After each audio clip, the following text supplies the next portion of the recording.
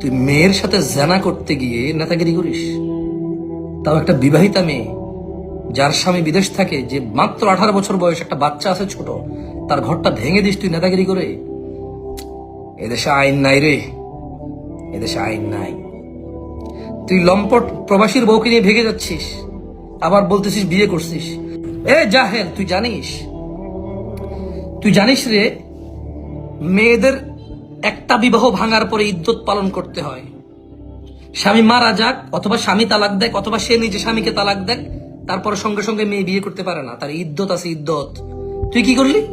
মেয়েকে ভাগাই নিয়ে গেলি, নিয়ে প্রথম জামাইয়ের জন্য ডিভোর্স লেটারে সাইন করালি, এর 10 মিনিটের মধ্যে তুই বিবাহের জন্য সাইন করলি, মেয়েকে সাইন করালি। বিবাহ কি ইসলাম এভাবে হয় রে?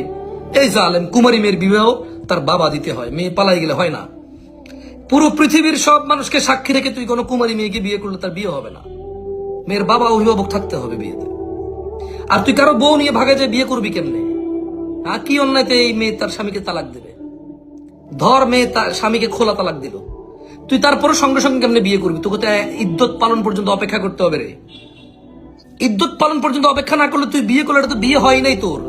জাহেল, নিজেকে আবার মুসলিম বলে মসজিদে সিমেন্ট দান করস, মাদ্রাসা সিমেন্ট দান করে, তোর নাম আবার ওয়াজের মাঠের মধ্যে যদি তোর নামটা সবার উপরে না লেখে তুই ওয়াজ করতে দেস না। তোর নাম সবার উপরে লেখা থাকতে হবে, নাহলে তুই ওয়াজ করতে দিবি না। মাইকের মধ্যে তোকে বলতে হবে অনেক কিছু, আলহাজ মানে সমাজসেবী। তুই সমাজসেবী রে, তুই সমাজসেবী।